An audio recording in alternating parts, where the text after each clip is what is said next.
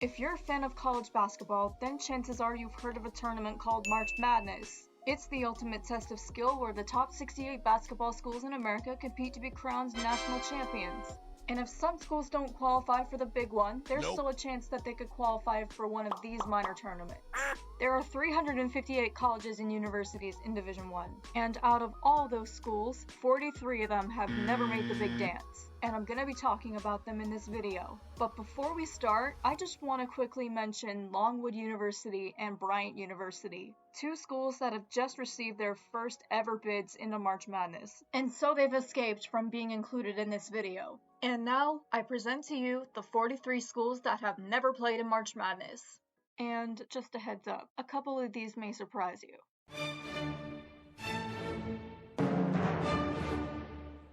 Last season, KSU finished 5-18 and qualified for the ASUN tournament, but they lost in the first round to Liberty.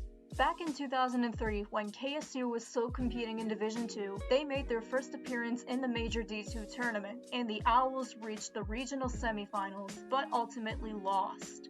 The following year, they made a Cinderella run to the D2 National Championship game, and they won it. And ever since they joined Division I, they haven't made an appearance in the Big One, nor have they been invited to any minor tournaments. Sadly, there is not a single NBA player who played at KSU. Oh, how the mighty have fallen.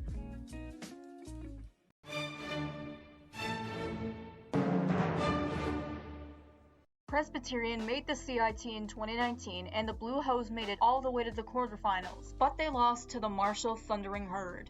This season, the Blue Hose qualified for the Big South tournament, but lost to Campbell in the opening round. And no NBA teams have ever drafted players from PC.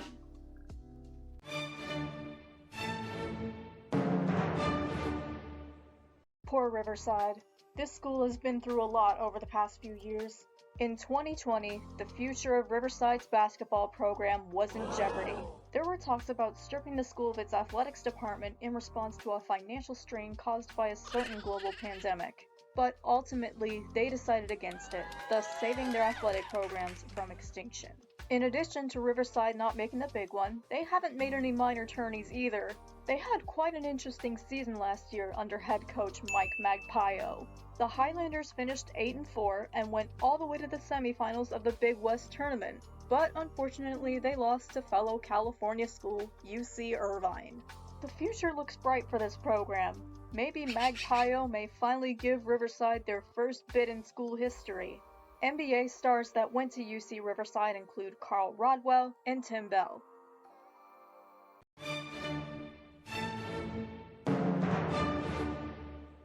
Founded in 1693, this is one of the oldest schools in America. During the 1936-37 season, William & Mary finished 0-18. Despite never making the big one, this school has accomplished quite a few things back in the day, so here's a quick little rundown of what they did. William & Mary made the 1983 NIT, the 2010 NIT, and the 2015 NIT. All three of these had the same result, a first-round exit. Nathan Knight, who played basketball at William & Mary, was drafted by the Atlanta Hawks in 2020, and he got traded to the Minnesota Timberwolves last year. Will they ever earn their first bid into the big dance? Only time will tell.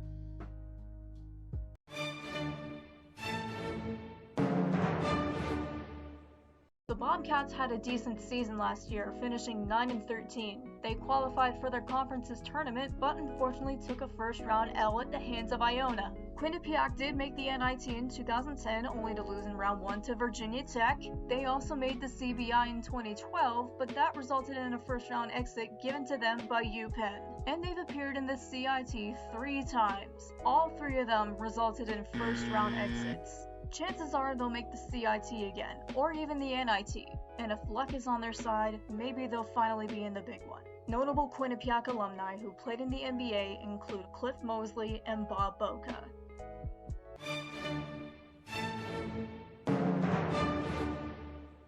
NJIT hit rock bottom during the 2007-2008 season, finishing winless, and that resulted in their head coach at the time, Jim Casciano, and the rest of the coaching staff stepping down. As time went on, the Highlanders made the CIT 3 times, and they made it further than a lot of the schools in this video. In 2015, they made the semifinals, but they lost to Northern Arizona by 7 points. In 2016, they reached the semifinals again, but this time they lost to Columbia. And in 2019, Hampton successfully blocked their path to the semifinals. No NBA stars came from NJIT. Your time will eventually come, Highlanders.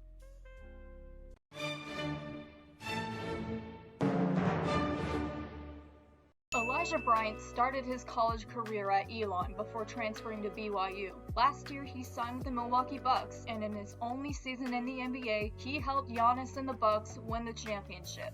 Elon made the CIT in 2013, but they lost in round 1 to Canisius College. This season, Elon qualified for their conference's tournament, but they lost in the opening round to UNC Wilmington. One day, the Phoenix will finally rise. And before you ask, no, Elon Musk did not go to this school.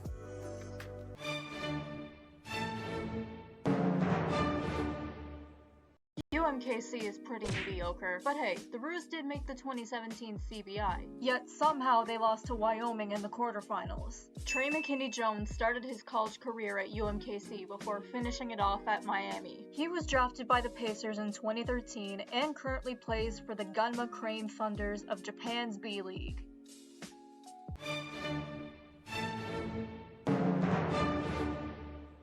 In 2013, YSU made their first ever appearance in a minor tournament. They participated in the CIT, and the Penguins beat Oakland in round 1, but they lost in overtime to Canisius College in round 2. This season, the Penguins participated in the inaugural Basketball Classic, which is a successor to the CIT. They would reach round 2, but they would lose to Fresno State in the end. Leo Mogus was a two-sport athlete, and he was a member of YSU's basketball and football programs. He played in the NBA from 1946 to 1951, playing for 7 different teams.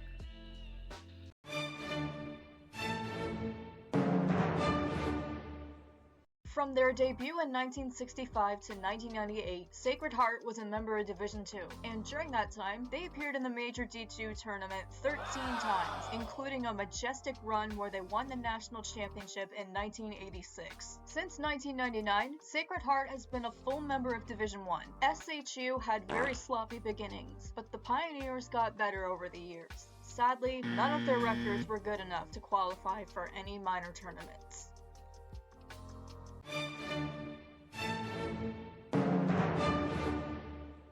During the 1983-84 season, SIU Edwardsville's basketball program was suspended after receiving some sanctions levied against head coach Tom Puglisi. After that, the Cougars hired Larry Graham, who would go on to become the winningest coach in school history. No NBA stars went to SIU Edwardsville, and so far, the Cougars haven't made any minor tournaments. They'll probably be mediocre for years to come. The only way they can become good is if they hire a good coach. And if they do that, then they'll get a chance to shine in a tournament.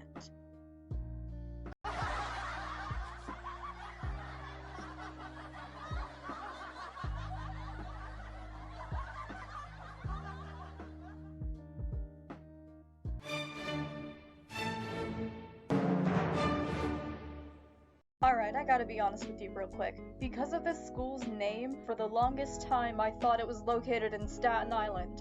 Let me know in the comments if you thought that as well. Anyways, last season the Hatters made their first ever appearance in a minor tournament, participating in the CBI and reaching the semifinals, but their hopes vanished after an overtime loss to Coastal Carolina. Notable NBA players from Stetson include Ernie Killam and Lorenzo Williams.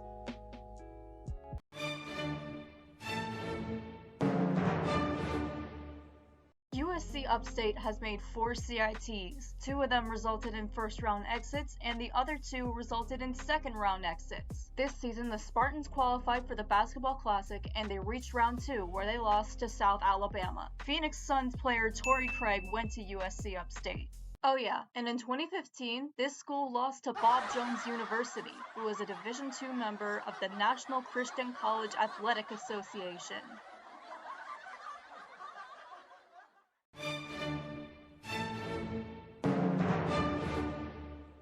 The The Skyhawks made the NIT in 2009 and lost to Auburn in the opening round. That same year, UT Martin alum Lester Hudson was drafted by the Celtics. UT Martin also made the CIT 3 times in a row, spanning from 2015 to 2017. The furthest they ever got was the semifinals in 2015, where they lost to Evansville. UT Martin will likely make some more minor tournaments in the future, but there will come a time where the Skyhawks earn their first ever bid.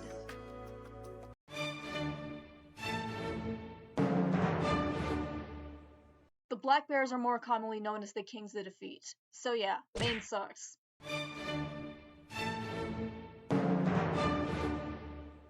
Maine's rivals aren't immune to this video either, but the Wildcats have had a little more success than the Black Bears. In 2015, New Hampshire qualified for the CIT, their first ever appearance in a minor tournament. They would end up losing in round 1 to NJIT. They returned to the CIT the following year and actually made it past round 1, but Coastal Carolina would beat them in round 2.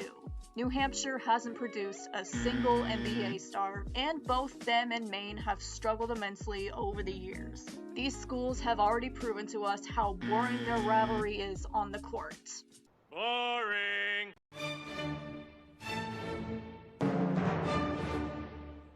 In case you're wondering what leatherneck means, it's a military slang term used to describe someone in the US Marine Corps, and it originated from the leather stocks that Marines would wear around their necks back in the day. Western Illinois made back-to-back appearances in the CBI in 2012 and 2013 and received back-to-back first-round exits. Al Mixis, who went to Western Illinois, played in the NBA after being drafted by the long-gone Waterloo Hawks in 1949.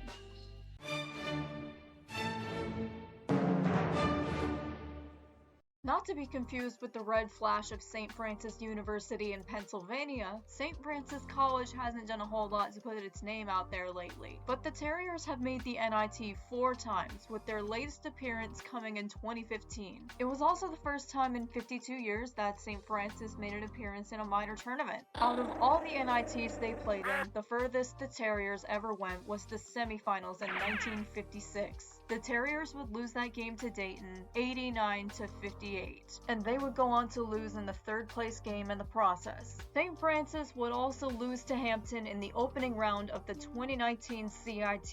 Did you know that James Louisi, the star of the Rockford Files, was a basketball player? He played basketball at St. Francis College before being drafted by the Celtics in 1951. Then he would go on to serve in the US Army during the Korean War. After it ended, he played 1 season in the NBA with the Baltimore Bullets before doing all that showbiz stuff. Glenn Braica is a great coach, but it's gonna take a lot of effort to get the Terriers into the big dance.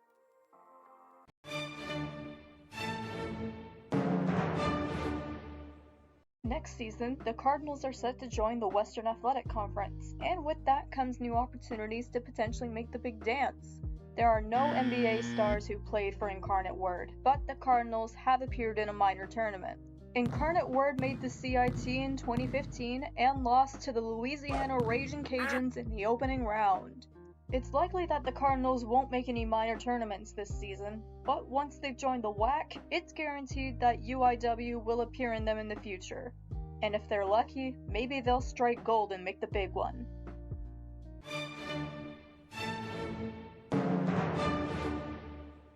Bethune-Cookman has been in Division I since 1980, and the Wildcats have won 2 regular season conference titles, one in 2011 and one in 2018. 2011 was also the year that BCU qualified for the NIT, but Virginia Tech was there to give them a first-round exit. They're likely to make some minor tournaments here and there, but one day, they'll finally get a chance to shine in the big dance. Carl Fuller and Sam Barber both played for BCU.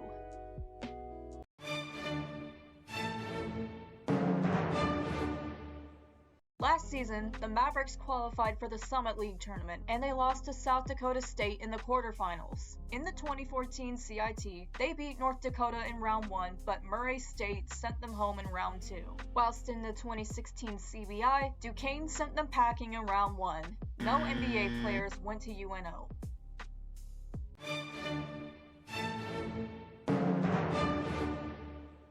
This season, USD qualified for the Summit League tournament and they beat UMKC in round 1, but they lost to their in-state rivals South Dakota State in round 2. The Yotes played in the 2010 CIT, the 2017 NIT, and the 2018 CBI, but all of these resulted in first-round exits. Former Seattle Supersonics star Chuck Iverson played for USD.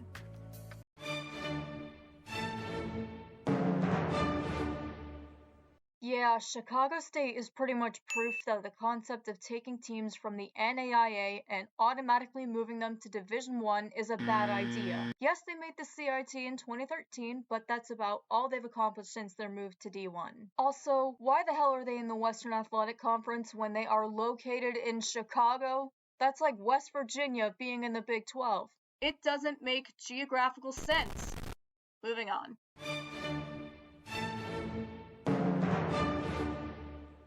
Did you know that Sacramento State earned a trip to the Division II National Championship game in 1962? The Hornets would end up losing in overtime to Mount St. Mary's. The Hornets made the CIT in 2015 and they reached round 2, but they would lose to Northern Arizona in heartbreaking fashion. No Sacramento State players have ever made their mark in the NBA.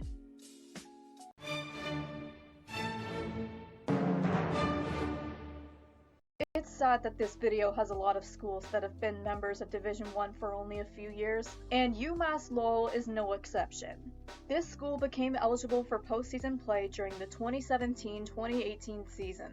So far, they haven't made any minor tournaments, and it looks like they won't be for a few more years. Last season, the Riverhawks finished 6th in their conference, but they shocked everyone as they made an epic run all the way to their conference's championship game. And UMass Lowell lost to Hartford.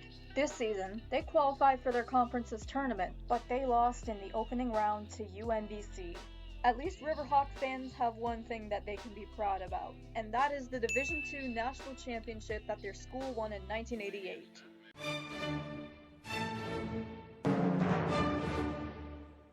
George Nostrand, who played basketball at HPU, participated in the very first NBA game on November 1st, 1946 as a member of the Toronto Huskies. The Huskies would end up losing to the Knicks 68-66. The Panthers have made the NIT twice, once in 2014 and once in 2016, and both of them resulted in first-round exits. High Point also made the CIT in 2013, where they lost to UC Irvine in round 1. They returned there in 2015, where they actually made it past round 1, but lost in round 2 to Eastern Kentucky. And if you want to know who the Panthers beat in round 1, here's your answer.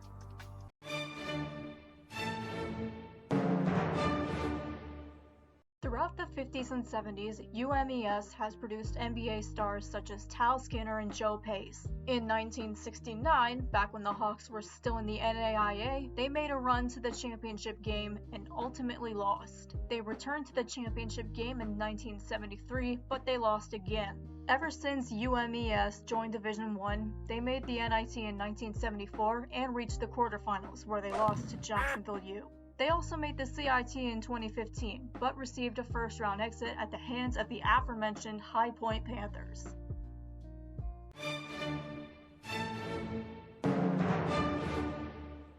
Grambling State has produced some NBA talent over the years, such as Aaron James, Willis Reed, and Rich Johnson. Unfortunately, they finished winless during the 2012-2013 season. But there are some good things that have happened ever since their program started. When the Tigers were still in the NAIA, they went all the way to the national championship game in 1961 and beat Georgetown to win it all. Ever since they joined Division I, they made the NIT in 1980, but lost in round 1 to Ole Miss. And in 2019, they made the CIT, but they lost in round 1 to the Vaqueros of Texas Rio Grande Valley. And speaking of the Vaqueros,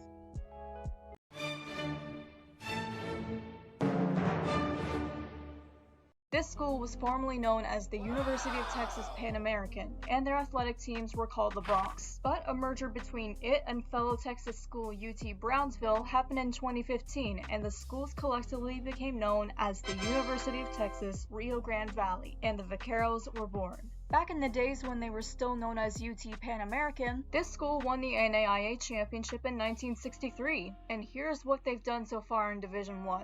In 1981, they qualified for the NIT, and Tulsa gave them a first-round exit. In 2018, they made the CBI, but the New Orleans Privateers gave them a first-round exit. In 2019, they made the CIT, and they beat Grambling State in round 1. The Vaqueros would lose to Texas Southern in round 2. It won't be long until head coach Matt Figger finally gets this team over the hump. UTRGV alumni who played in the NBA include Ken Green, Hallie Montgomery, Otto Moore, and Marshall Rogers.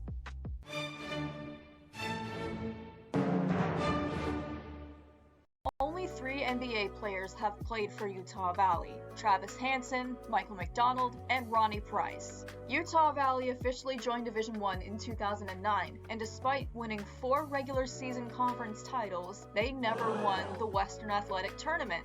UVU has made the 2012 CIT and the 2014 NIT.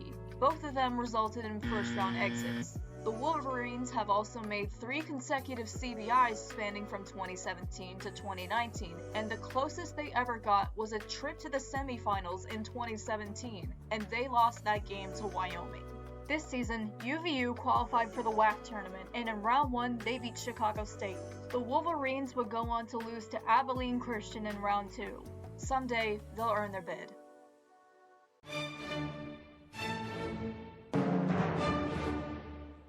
Athletic programs and service academies are something very special. Despite the Citadel's winless season in the 1954/55 season, the Bulldogs would have some winning records here and there, but sadly, none of them were enough to qualify for a spot in any postseason tournament. That was until 2009. The Citadel made their only appearance in a minor tournament, clinching the spot in the CIT. They would, however, lose in the first round to the eventual champion, Old Dominion. Rick Swing and Gary Daniels are notable Citadel alumni who played in the NBA. And we also can't forget about Art Musselman, a guy who once played in the shadow of Mr. Logo himself, Jerry West. Also, a not-so-fun fact for you, this school does not have a women's basketball team. Come on, Citadel, let the girls shoot some hoops.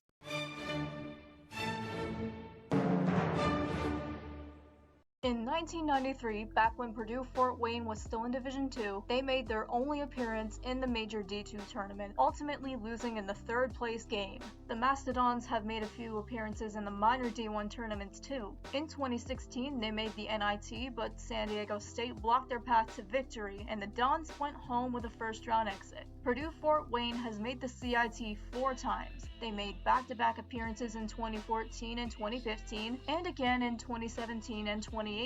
The closest Purdue-Fort Wayne ever got to winning the CIT was a majestic run to the quarterfinals in 2017. John Conchar, a former PFW player, was drafted by the Memphis Grizzlies in 2019, and he still plays for them to this day.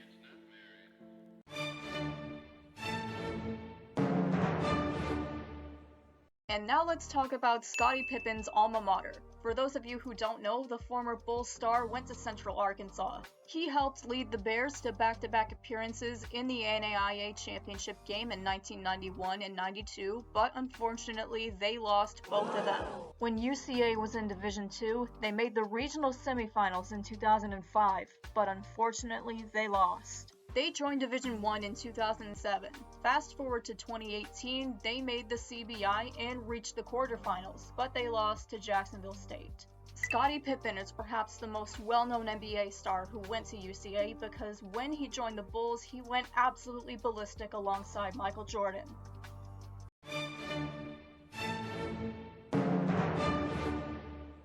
In 1979, DU was struggling financially, so they forced their athletic programs to drop down to the NAIA. Over time, the Pioneers worked their way up to Division II, and in 1998, they finally made it back to Division I.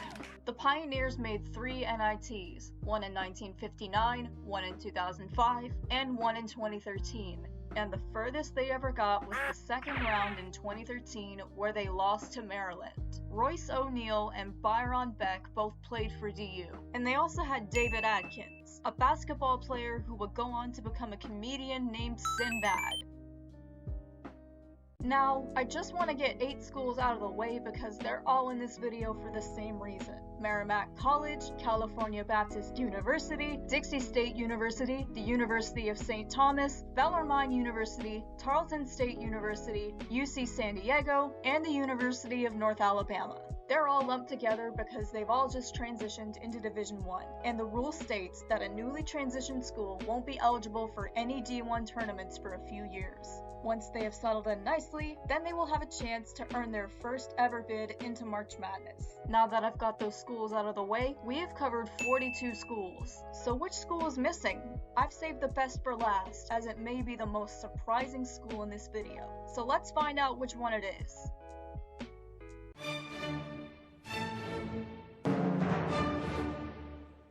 Surprise! Army has never made March Madness. Fun fact, in 1968, the Black Knights were actually invited to participate in the big dance, but head coach at the time, Bobby Knight, was like, nope, and they ended up turning it down. That decision probably impacted the way they played because when they participated in the NIT that same year, they lost in the opening round to Notre Dame. The Black Knights have made the NIT 8 times, with their last appearance coming in 1978. They qualified for their first minor tournament in 38 years, making the CIT in 2016 and losing in round 1 to NJIT. And last season, they made the CBI, where they lost in round 1 to a school that just transitioned into Division I, Bellarmine. Army has failed to win a championship in any minor tournament, and it looks like that streak is going to continue for a long time. This season, Army qualified for their conference's tournament, but they lost in the opening round to Lehigh. The sad reality is, it looks like Army might never get a chance to play in March Madness. And if somehow they end up winning their conference's tournament in the future, then the Black Knights' shining moment will come once and for all. And here's another little fun fact for you. Coach K played basketball at West Point. I've got a little piece of advice for head coach Jimmy Allen. If you end up getting invited to March Madness, just accept the invitation. Don't be like Bobby Knight and turn it down.